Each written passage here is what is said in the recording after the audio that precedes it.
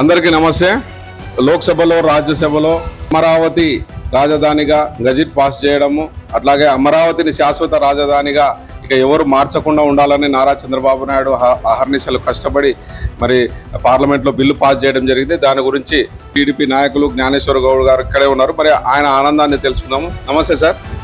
మరి పార్లమెంటులో bill pass కావడం ఎలా అనిపిస్తుంది? ఎలా మీకు మరి అమరావతి శాశ్వత రాజధానిగా ఉండాలనేది చంద్రబాబు నాయుడు గారి కళ మరి నిజమవుతుందంటారా?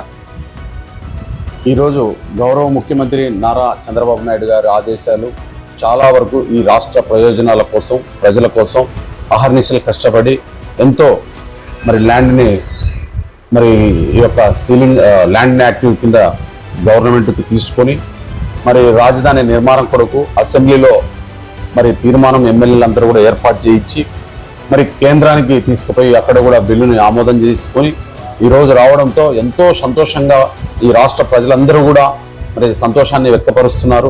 దానికి ఈరోజు అన్ని మహిళలు, అన్ని కార్యకర్తలు, అన్ని సంఘాలు కూడా మరి ర్యాలీలు నిర్వహించి ఈ యొక్క పండగ వాతావరణాన్ని నెలకొనే విధంగా మరి దోహదపడుతుంది.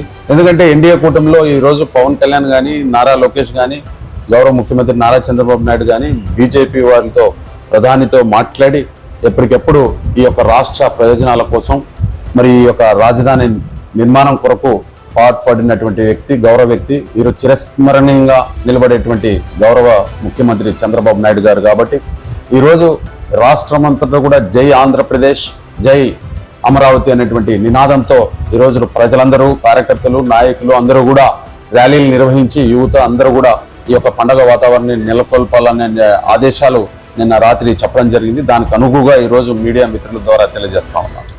ఇది అమరావతి రైతుల విజయం అంటారా? పక్క ఈరోజు అమరావతి రైతులు ఎంతో అదృష్టవంతులుగా భావిస్తున్నాం. ఎందుకంటే ఈరోజు ల్యాండ్ పూలింగ్ కింద ఇవ్వడంతో వాళ్ళు ఎంతో కొంత పోయినా కొంత వ్యవధి ఆ యొక్క ఆస్తి రెట్టింపుగా అయిందని వాళ్ళ సంతోషానికి అదుపులు లేవు కనుక చాలా సంతోషం వ్యక్తం చేస్తున్నారు. ఈ రాష్ట్ర ప్రజలు అందరూ కూడా ఎంతో గొప్ప రాజధాని అవుతుందనేటువంటి కళ నిజమైంది. కాబట్టి ఈరోజు అందరూ కూడా సంతోషాన్ని వ్యక్తం చేస్తూ ఉన్నాం. మంచి రాజధాని ఏర్పాటు చేయాలి, మనమందరం కూడా ఆంధ్రప్రదేశ్లో ఒక గొప్ప రాజధానిగా అమరావతి నెలకొల్పాలని చెప్పి చంద్రబాబు నాయుడు గారికి, ఎన్డీఏ కూటమికి ప్రత్యేక ధన్యవాదాలు తెలియజేస్తున్నాం. క్రాంతి కిరణం, నమస్తే. నేను మీ కాజా హుసేన్.